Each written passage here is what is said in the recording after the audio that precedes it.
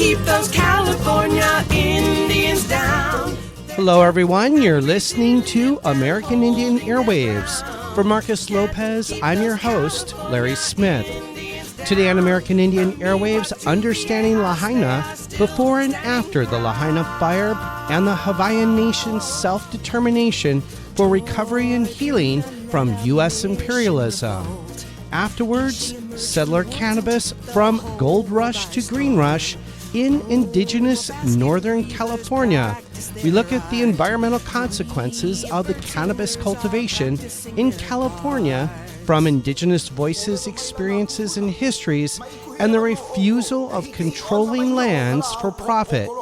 All that and more here on American Indian Airwaves. You can hear when the moon shines bright, the lone pu'el in the black of the night. You can hear the whisper in the valley.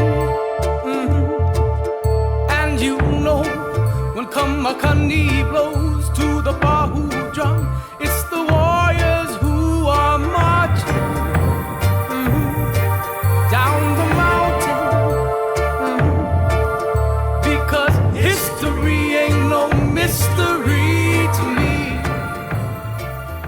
Today on American Indian Airwaves, in our first segment, we go to the Hawaiian nation, to Lahaina, as we speak with cultural ethnographer and resource specialist Kepa Mele, who is raised on the islands of Oahu and Lahaina. Marcus Lopez, executive producer of American Indian Airwaves, and myself speak with him on the living histories of what most people know as Lahaina, the recent Lahaina fires of August 8th, settler colonialism and its violence, and what it means moving forward for the Hawaiian nation in their acts of self-determination, in recovery and healing, and more. We start today's interview asking Kepa to share with us a brief history of what we know as Lahaina in the Hawaiian nation. Mahalo. I understand, and thank you folks so much, for thinking of Lahaina. Forgive me. I was just on a Lanai call, and but thinking of, which is right across from Lahaina, and all of the people that helped to raise me are all connected to Lahaina. But, just real quickly, there's this beautiful expression in our native language, Halau Lahaina molale maluika ulu malumai kape alau loha akamakani. That Kupuna had so much love, these ancestors, elders had so much love for their aina, that biocultural landscape. They describe Lahaina as a longhouse, a place of shelter under the growth of the breadfruit trees, and that from one boundary to the next, it is beloved and caressed by the winds. And it just goes on and speaks about. So when we look at tradition, the Lahaina that any of you have seen in modern times is not the Lahaina that our ancestors, that Hawaiian ancestors speak of. It was, as is the case, here's the thing. Aina, land, our living environment, the biocultural landscape, from the heavens to the depths of the sea, everything is related. It's all family. And Kanaka, Hawaiians, are the youngest siblings in this family of creation. So it was always the Hawaiian, the Kanaka perspective. You aloha, you love, you respect, you care for this living environment, and it will care for you in return. And that's the foundation of how Kupuna, the ancestors and elder Hawaiians, lived in Lahaina. It was irrigated by streams that flowed from the mountains, among them Kanaha, Kahoma, Kauaula, the Waine'e, these important streams that gave life, water to the land. And a land that is watered, in Hawaiian perspective, is a rich, a wealthy land, not monetarily, but the wealth was in the ability to sustain oneself and not eke out an existence, but to actually live fully the food that they needed. You know, you look at the photographs and the imagery coming out of Lahaina, particularly now after August 8th, and the preventable wildfires. Because, see, there have been 20 years of regular wildfires in the region, but no one has stepped forward to better manage the land or to insist on restoration of waterways and the life and well-being. So when Kupuna, when the ancestors, the Po'ikahiko, when they lived in Lahaina, it was very different than today. And there is this movement, which is why the voice of natives of Lahaina, those families who were multi-generational residents, native Hawaiian residents, their voice is so important and really should be heard. They're going to be the ones that are fighting for, advocating for pono, righteousness, goodness on the land. And sorry, I'm going to go with one more thing. This Hawaiian idea, and I'm going to give you the Hawaiian, and then I will tell you the English. But kupuna have these wonderful sayings, these instructive sayings that are meant to be passed down generation to generation to inform people about their relationship with one another, with their living environment, with their gods, goddesses, you know. And it's the saying in Hawaiian is hana ino kalima ai ino kawaha. When the hands do dirty or defiling work, the mouth will have defiled or dirty food to eat. And what we saw on August 8th, and just the total confusion of that tragedy, it's the epitome of that. Dirty work, defiling work. The land was allowed to be transferred from a place of royal and religious prominence in the Maui group of islands, which are Maui, Kao'olawe, Lanai, and Molokai. After Western contact, the first thing that, you know, the early missionaries and the foreign residents saw was the opportunity to extract resources with no aloha, no care about what would happen tomorrow. It was really financial. It was economic. Extract and take as much as you can. And in 1999, when Pioneer Mill closed, they had all their fun. They'd made the owners of the companies had made all their money. You know, and this goes back to the 1860s. They then walked away, and they left the headache for this generation today. So, sorry, Marcus, I don't mean to ramble on, but I think we've touched on a part of that question. A very different landscape, one that was sheltered under the breadfruit trees with groves of patches, the irrigated taro lands, clumps of dryland crops, and then, of course, the whole thing with the fisheries, you know. This is a land that's sustained. And think about Hawaii, isolated from Hawaii to Ni'ihau, but at that time, there were close to 1 million people living sustainably in these islands. There are very few stories, unless it is retribution of the gods and goddesses for human misbehavior, if that's a word. They lived sustainably. They had a bountiful life, you know. No one was hungry. There were no famines, no droughts until, or as I said, unless, like the reason that Lahaina is sometimes called the cruel or almost destructive sun, there was a chief in antiquity who disrespected the people, the gods, the natural resources, and finally his arrogance led to a period of famine on Maui.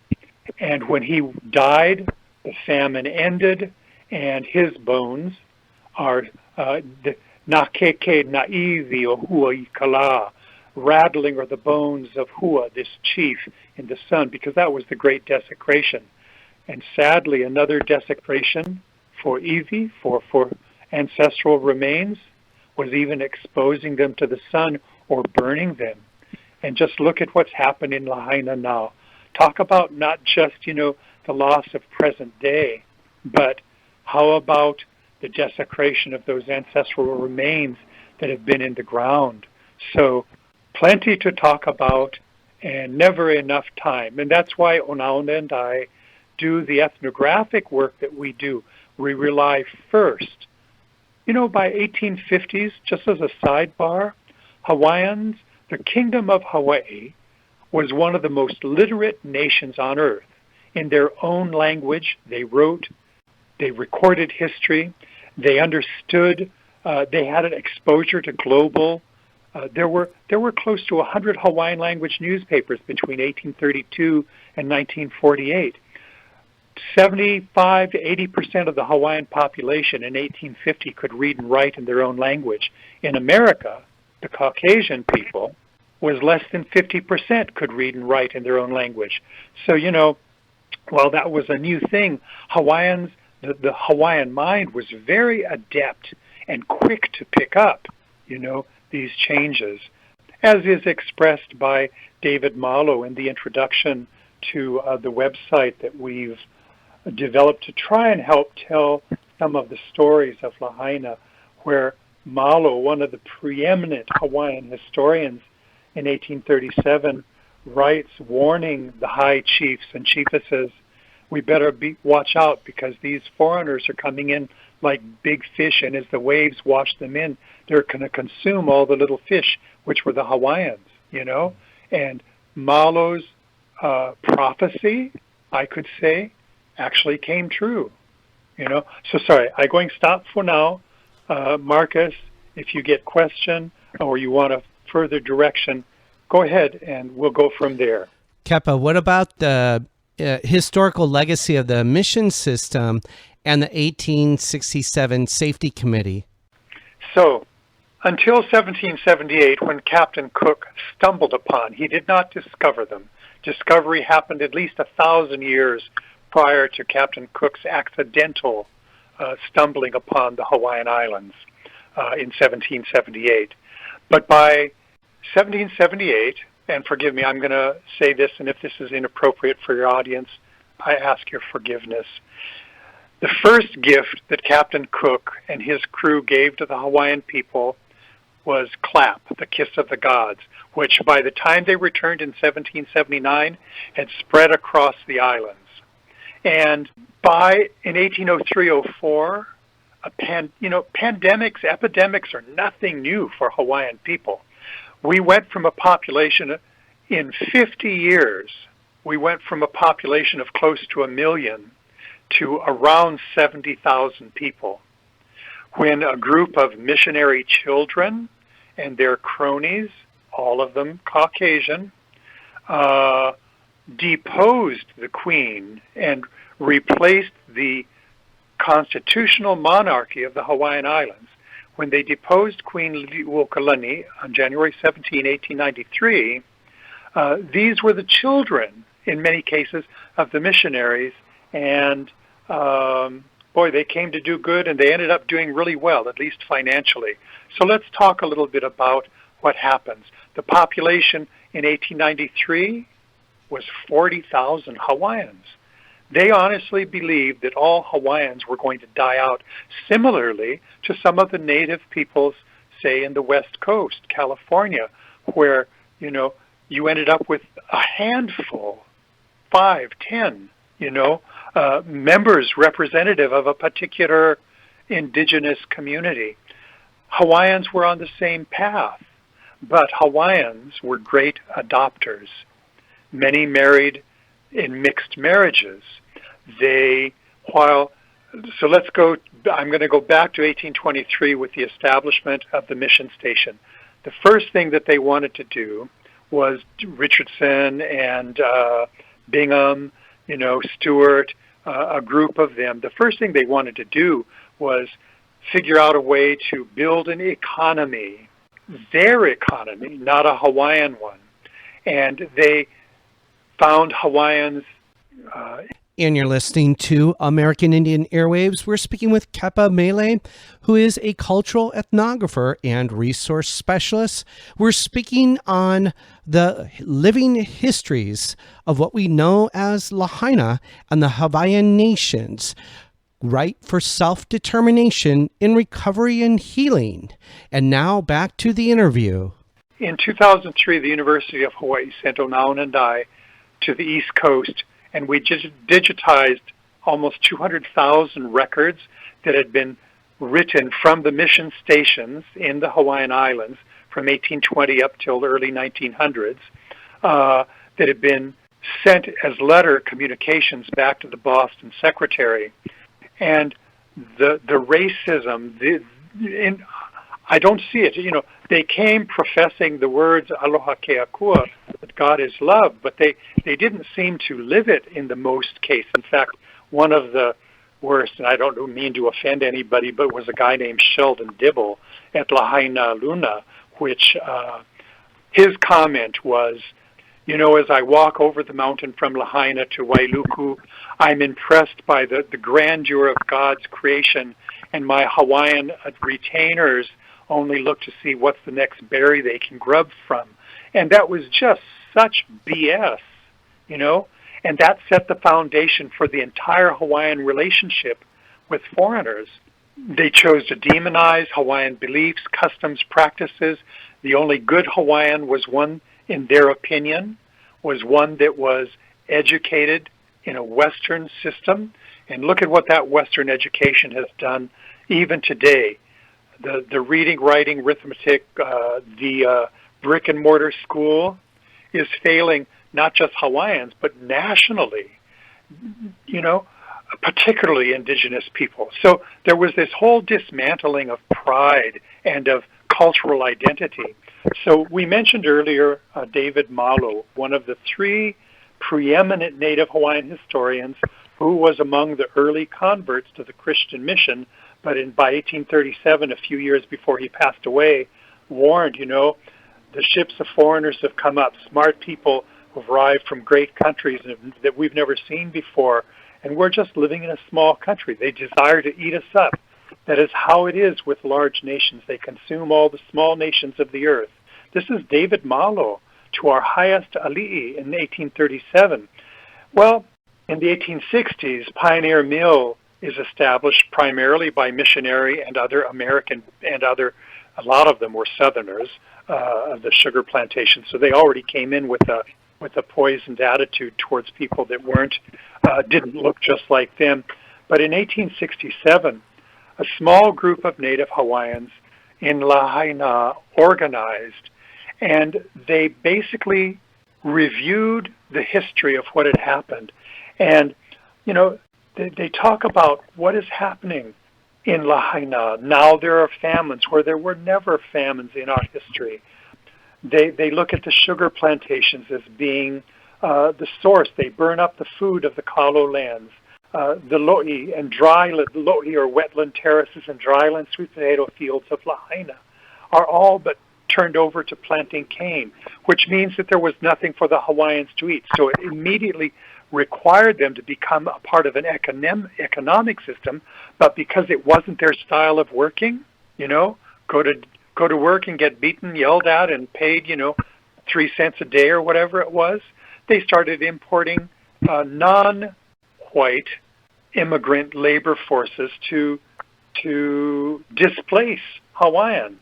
You know, I want to just look at, you know, anyway, there's just this letter to me that we shared on our website, you know, the item number 4 in the listing says lack of careful thought by people of the living conditions. You know, they just say, how can we continue to let this happen? You know, they warned that the plantation would be the demise of the land and the people. And in 1999, when Pioneer Mill closed down, we'd already become, 40 years prior to that, what many consider to be an illegal state, stolen kingdom, then annexed in 1898.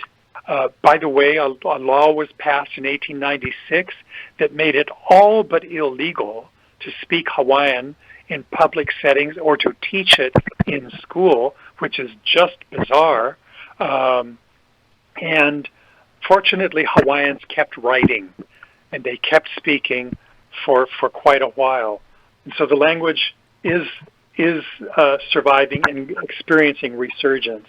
But, these gentlemen urged, that we should fill the native lands with all manner of foods. One of the writers, Kahuleleo, says, when I was about 9 years old, about the year 1846, he says, I can't forget this, that what Lahaina was like at that time.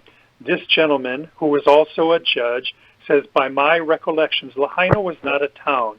It was a food garden for the island of Maui. How amazing! Because there were where the houses stood, there were planted mounds of sweet potato, taro, bananas, squash, sugarcane, yams, these things that kept the famine away from the land. If Lahaina could once again be like that, which is described above, the famines that they were experiencing already in 1867 would end. Well, we could say the same story if the state had imposed upon Pioneer Milk Company, you've desecrated this landscape, you've radically altered it, you've stolen the water and are now putting it into resorts and into gated community homes that everyone must, of course, have a pool and whatever they call those over flooding, reflecting ponds and all this other stuff, little waterfalls and stuff like that. If the water would be returned to the streams, we would find, with hand-in-hand restoration, planting of native, endemic, indigenous Hawaiian species, a cooling of the land, a restoration of the greenery, and we would lose the fires.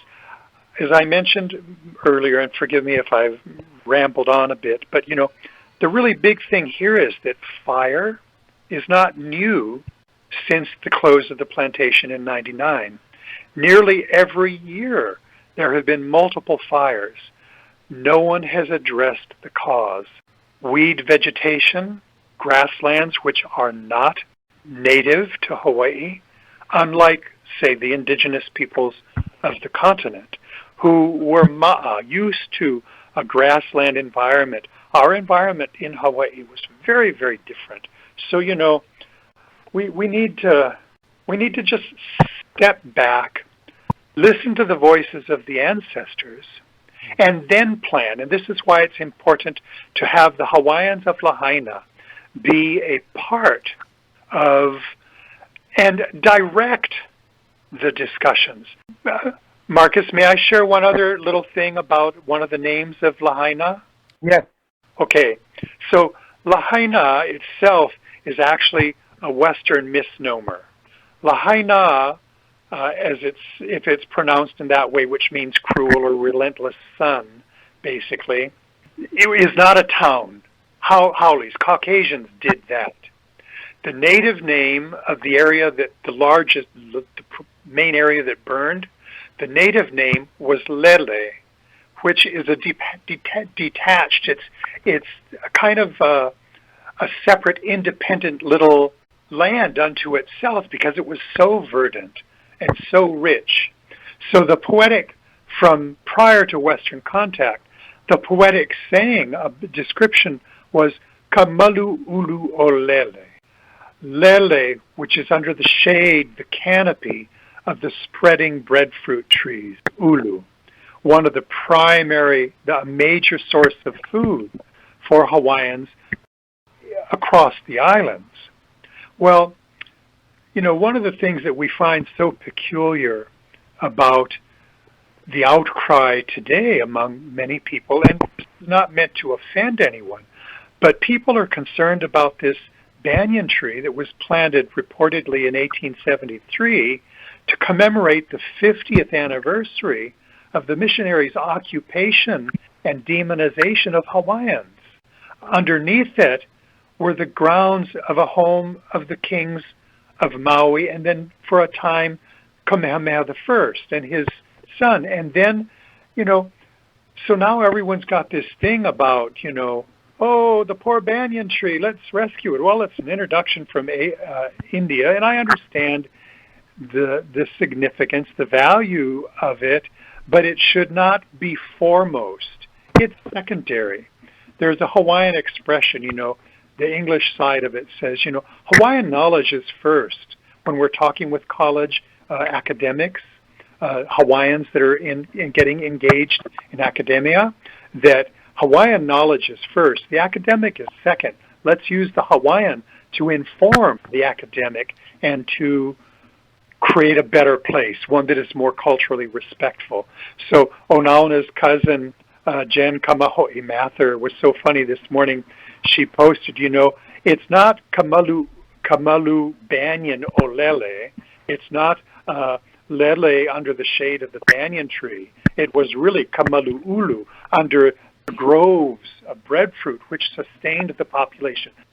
The banyan simply provides shelter for more giga knick-knack salespeople, and most of whom are not Hawaiian.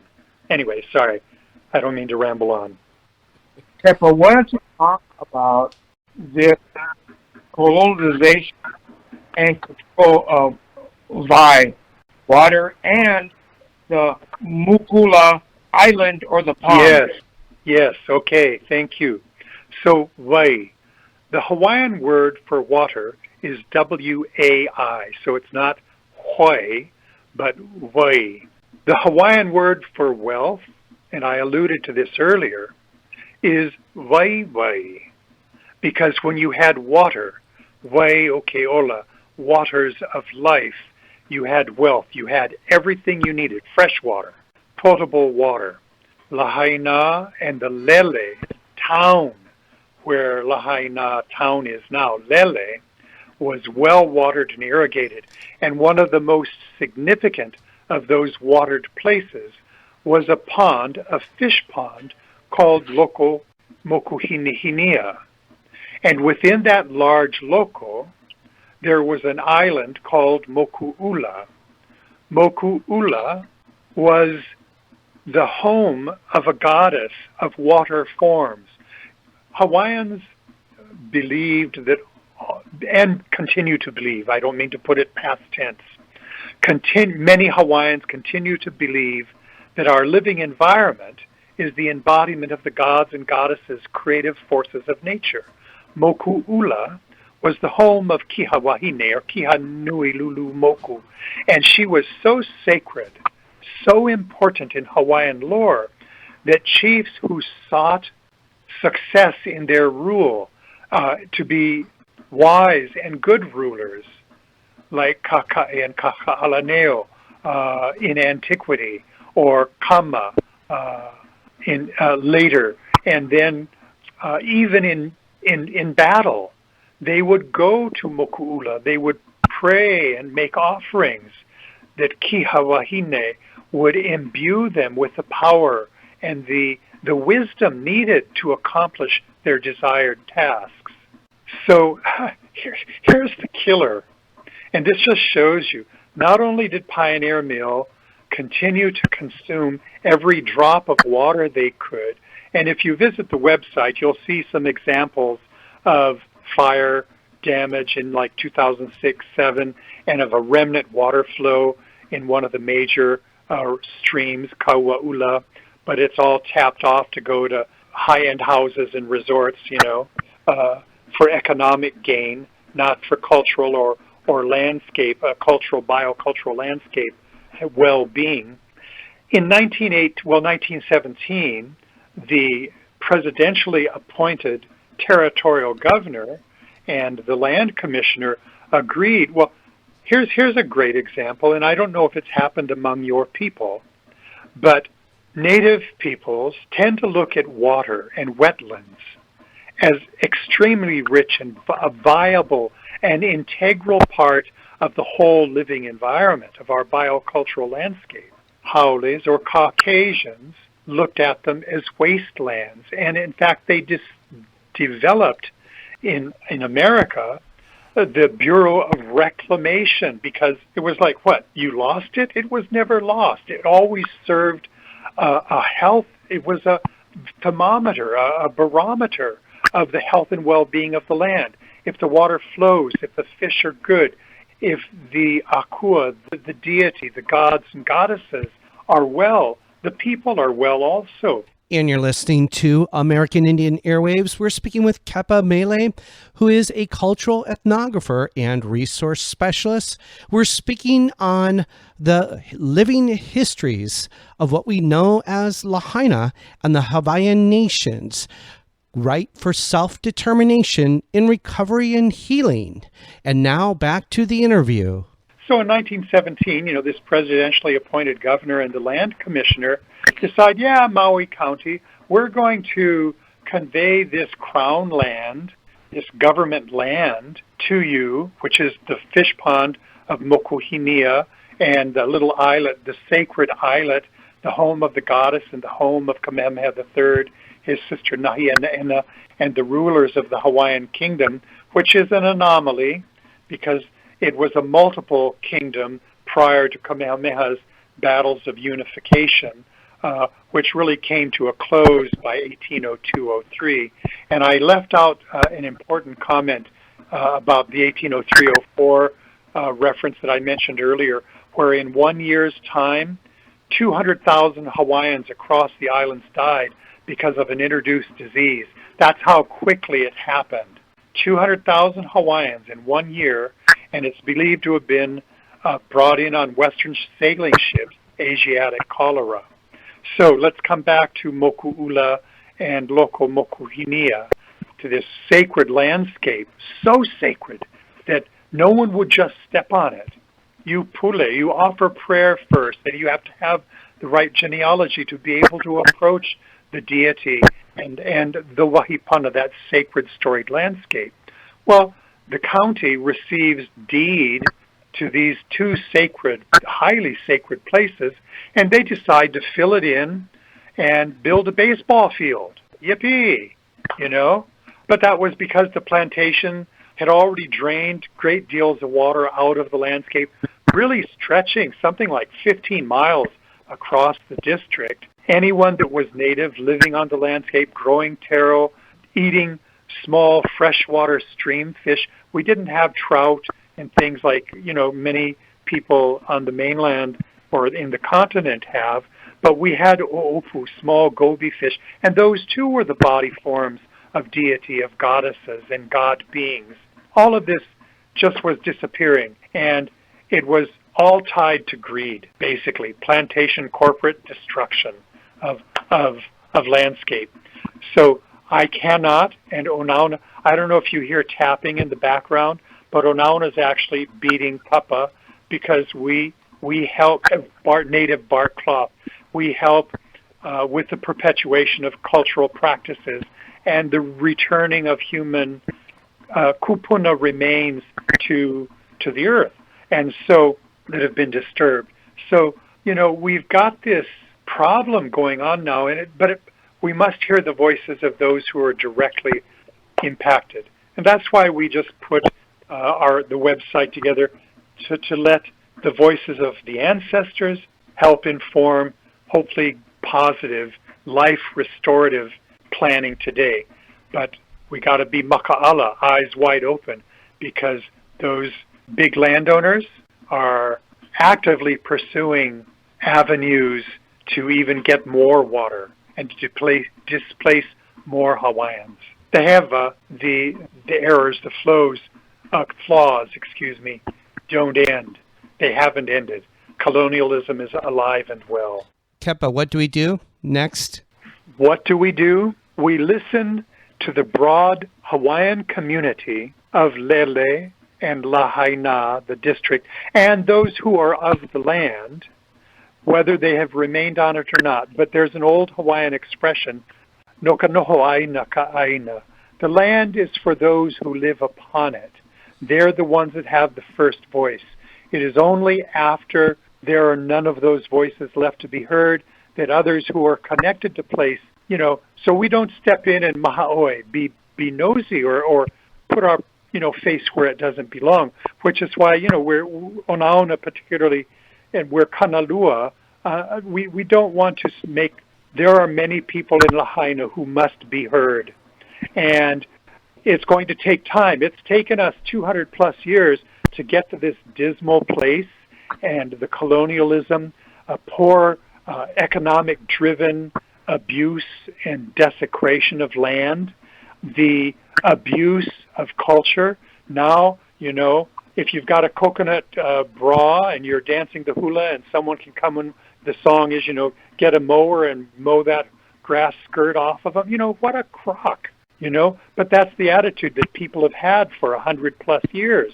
So we need to fix that and get the Kanaka voice, and it's happening. That's what's so exciting, But money talk, and so Hawaiians are not a moneyed people for the most part, and they're not interested in money.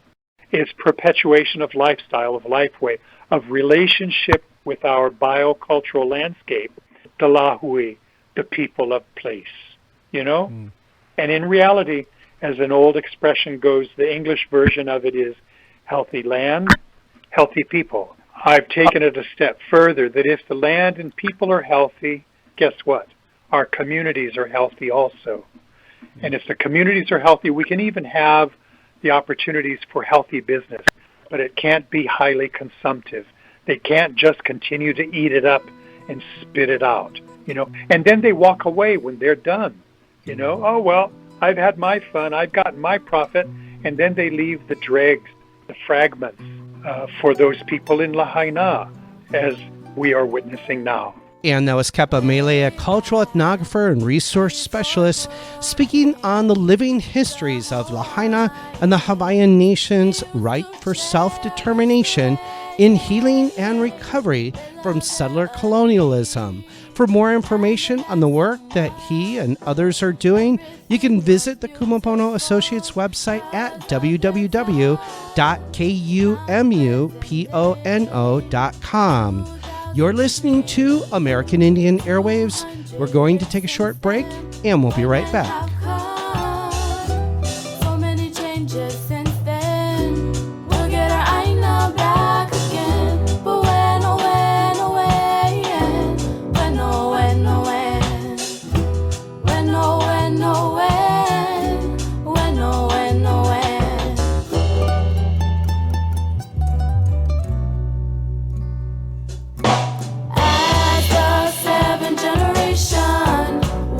All become a nation. Keep the land prosperous. Rise above all the rest. We can't take it for granted, 'cause that is the seed you planted. We cannot take it for granted, 'cause that is the seed you planted.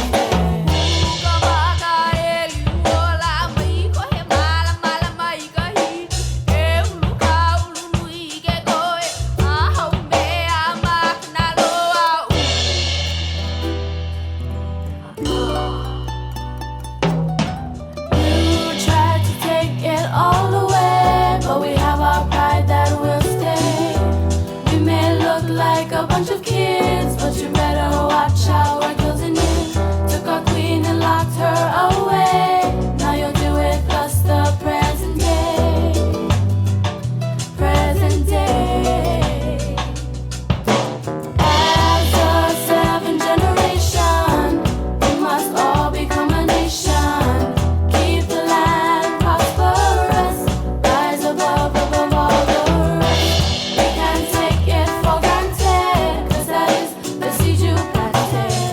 We cannot take it for granted, 'cause that is the seed you planted. The song Seven Generations by Kupa Aina here on American Indian Airwaves. In the final segment of our program today, I have the honor and pleasure to speak with Caitlin Reed, who is from the Yurok Hupa Oneida Nations and is Assistant Professor of Native American Studies at Cal Poly Humboldt. She recently authored a new book titled Settler Cannabis, From Gold Rush to Green Rush in Indigenous Northern California. This is the first book to ever cover the environmental consequences of cannabis cultivation in California by foregrounding Indigenous voices, experiences, and in histories. This is Dr. Caitlin Reed on Settler Cannabis, From Gold Rush to Green Rush in Indigenous Northern California. But for me, the book is really about tracing the historical and ecological dot from the gold rush to the green rush. And the reason I took up that project is because as I was starting my graduate school journey, my tribe that I am a member of, the Yurok tribe, was dealing with a lot of large-scale environmental ramifications due to illicit cannabis cultivation.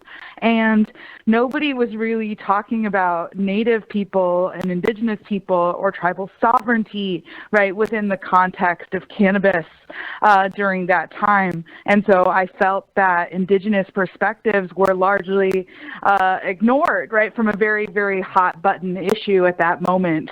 I'm talking kind of about like the mid-2015 era, like 2014 to 2018 primarily. California is like getting ready to legalize recreational cannabis and then kind of putting in place the market infrastructure to do so.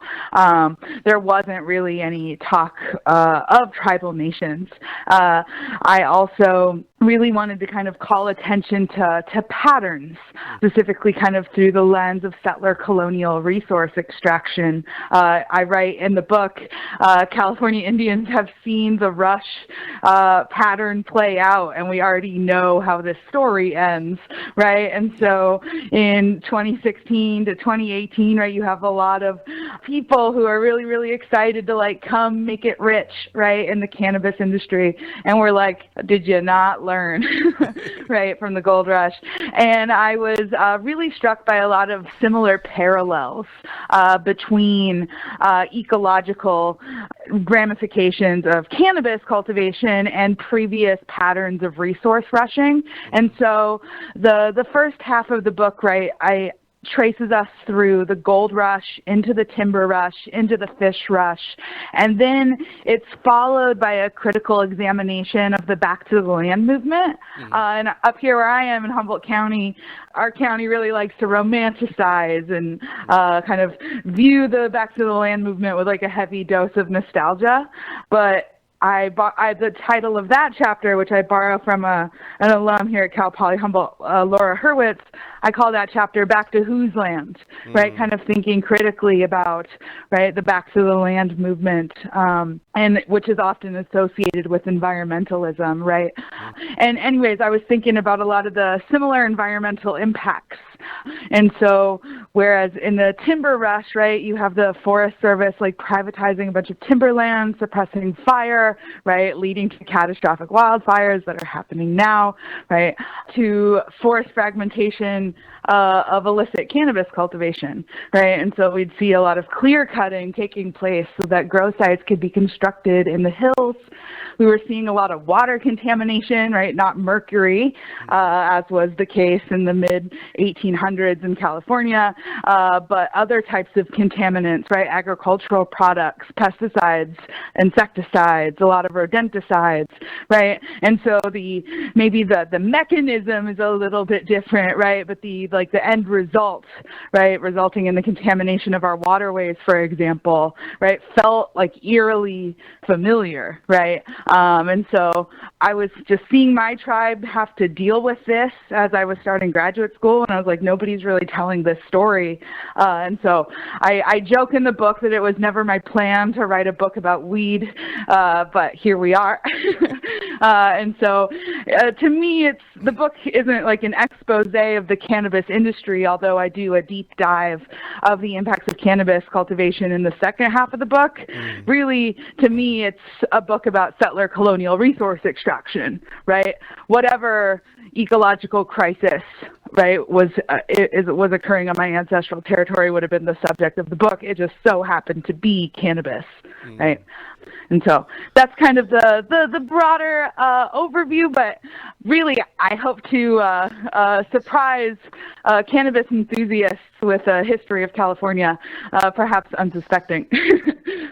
Caitlin, I think you do a really phenomenal job in laying out the settler colonial legacy of compounded violence there in Northern California. And I just want to remind listeners, we're speaking with Caitlin Reed. She is an associate professor of Native American Studies at Cal Poly Humboldt. We're speaking with her here on American Indian Airwaves on her brand new book, Settler Cannabis, From Gold Rush to Green Rush in Indigenous Northern California. And Caitlin, for our listeners, can you give us a little more of a teaser about the book and your approach to the book and what readers can expect? So specifically within the context of some of the impacts on cannabis, I kind of organized that around three major themes. The first of which I kind of explore is this notion of land dispossession, and I'm thinking about that really broadly, right? So kind of beyond, right, the refusal of the U.S. Senate to ratify 18 treaties in California in 1851 and 1852, but kind of thinking about dispossession, similarly though, settler colonialism as something that isn't over, something that isn't complete, right? Something that continues to play out on a day-to-day basis. And so I look at some of the ways cannabis cultivation, particularly between 2010 and 2018, really impacted Native people's abilities to access their lands and territories. And so I look at this in several different ways through the increase in real estate prices, right, that prevent Native people from being able to come back to homelands or reclaim lands that were taken from them, right, in the previous century, right. Also, physical barriers that get imposed on the landscape. A lot of trespass cultivators will construct gates, right, or other infrastructure or barriers, right, to prevent tribal peoples from accessing their own territory. And then one of the kind of most insidious forms of dispossession that I examine in the book, which primarily comes through research interviews I did during my field work with tribal employees, but also tribal members and cultural practitioners. And these were stories of physical violence. And so if you are operating a trespass cultivation site, right, it doesn't really matter, right, if the person walking into the grow site is a DEA agent, an FBI agent, right, or maybe an 80-year-old Indigenous woman out looking for hazelnut sticks, right? And so I heard many, many stories of tribal people being threatened, intimidated, getting a gun stuck in their face, right? And so for me, that really was like one of the most striking parallels to this like gold rush violence, right? And as I'm sure your listeners are well aware, during the California gold rush, right, militias were compensated like to hunt Native people, right? And so there was an expectation that you could experience violence in your ancestral territory just for being a Native person. And here we were at that, when I was hearing those stories, it was around 2016, and I was hearing stories of weavers getting a gun pulled on them when they're out gathering, right? And for me, I was like, this is this is absurd, right? Additionally, tribal employees would also face a lot of different barriers. And so I was an intern for my tribal environmental department many years ago now. And as part of that work, our tribal employees have to access remote monitoring stations to get things like air quality data, right, or water quality data to monitor the health of our lands and our waters. And often due to the kind of the pop-up of illicit cultivation sites, it would prevent the tribe from being able to even access environmental monitoring stations, right? And so on the one hand, you know, illicit cannabis cultivation is creating environmental impacts, and it's simultaneously preventing you from monitoring them, right? And so those are a few different examples of the forms of dispossession I talk about. I have a whole chapter in the book about water. I kind of dive into the debates on how thirsty the plant is and kind of some of the statewide data offered by cannabis lobbyists about cannabis water use. A lot of this discourse tries to say, well, wine uses more, or almonds uses more, or rice uses more. While statewide data can be helpful in some regards, what it erases is the localized ecological impacts that get experienced in specific watersheds. Not to mention that all agriculture in Central and Southern California relies on a history of dispossession via the creation of the Central Valley Water Project, right? Folks like Willie Bauer Jr. in his book, History of Native California, We Are the Land, he writes that a map of hydrologic infrastructure in California is a map of indigenous dispossession, right? And then the final substantive chapter, kind of honing in on cannabis, really focuses on toxics. This looks at a lot of the pollution left behind at grow sites, the issue of cleanup. One of the figures I offer in the text is that in 2008, the Sierra Fund issued a report that estimated there were about 50,000 abandoned mines left over from the gold rush. About 87% of those have human health or environmental health impacts. And it's like, if we haven't solved that mess, like what makes the state of California think it's equipped to even begin to deal, right, with the cleanup necessary for this most recent wave of resource rushing? And so those are kind of the three kind of major focal points through which I analyze cannabis cultivation. And then for folks who don't have a clear picture, if you've ever seen the television show Hoarders, that's a great visual to kind of imagine what an abandoned cultivation site might look like. Caitlin, thank you for that response. And I know when we think of the history of the land up there in what people know as Northern California, and what I appreciate is you're just not talking about cannabis, even though cannabis is kind of the recent phenomena, if you will, in biocolonization and in attempted forms of colonization, but with what comes with the informal and even the formal cannabis industry that you talk about in your book is the kind of herbicides and pesticides that get used, but it's also about water, right? That there's this increases, this industry, the green rush, if you will, increases the demand for water, which continues to adversely affect all life. And I was just wondering, maybe you could speak to that in relationship to your book as a way to share with our listeners a little bit more about what they can expect to read. Yeah, for sure. I think so one of the central kind of theoretical arguments I'm making in the text is that impacts that are exerted against the landscape, against the water, against the air, right, are reflected or paralleled in the bodies of indigenous peoples. And I think one of the primary kind of moments in the text that really emerges for folks is chapter 3 kind of hones in on the fish rush. Chapter 3 is called Salmon is Everything. And I kind of trace through kind of settler colonial impacts on fish relatives to examine the way that is then felt or experienced in the bodies of indigenous peoples. And I incorporate some data from an amazing text that folks should check out. Folks can add it to their reading list.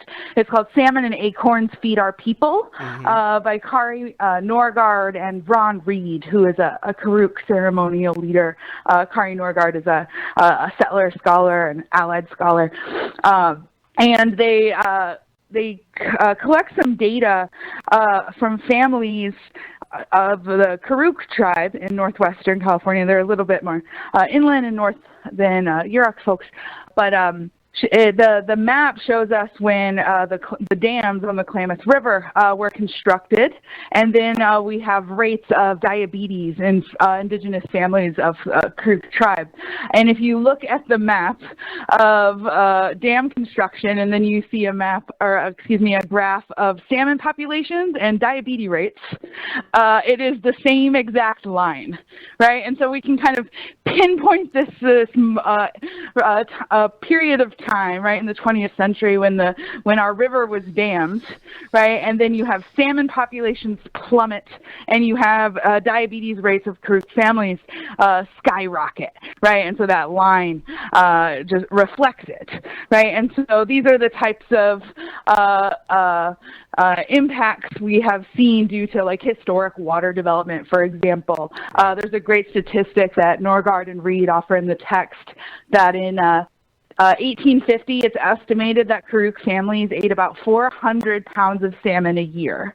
Wow. As of 2010, the average Karuk person eats less than 5 pounds of salmon a year, right? This is likely one of the most massive dietary transformations to ever exist, like in the North American continent, right? But what that means, right, for contemporary concerns about water is that like we have a very keen eye on what's happening with our salmon populations. And so for us, we can't talk about water diversion, right, without thinking about potential impacts on salmon, because we have seen what have happened to our salmon populations over the past century due to settler colonial violence.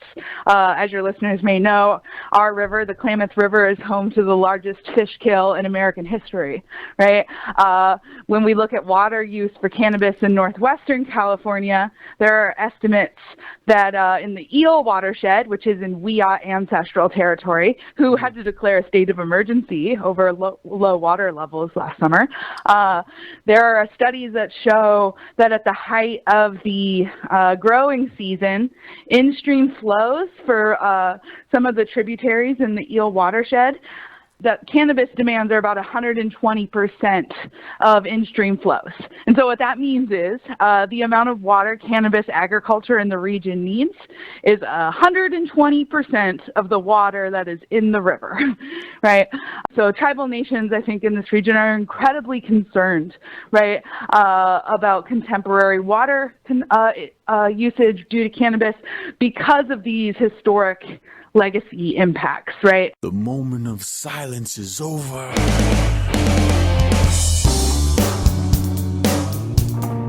And that was Dr. Caitlin Reed, Assistant Professor of Native American Studies at Cal Poly Humboldt, speaking on her brand new book, Settler Cannabis from Gold Rush to Green Rush in Indigenous Northern California. And that concludes our show for today here on American Indian Airwaves. A special thank you to our guests, Kepa Mele and Dr. Caitlin Reed. A special thank you to our musical guests, Aragon Star, Kupa Aina, and the band Blackfire. American Indian Airwaves is mixed and mastered in the studios of Burnt Swamp Studios in Signal Hill, California. For Marcus Lopez, I've been your host for the hour, Larry Smith. Until next time. The moment of silence is over.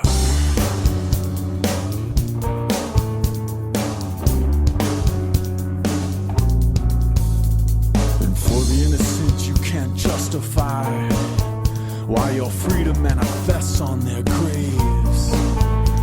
And the blood never comes clean from the guilty minds, nor the hands that hold the chains. In a rhythm of resistance, we still fight for our lives. In this war that never ended, we've outgrown your lives. Let our actions speak when they ignore our words. For all the lives, there's a truth that must be heard.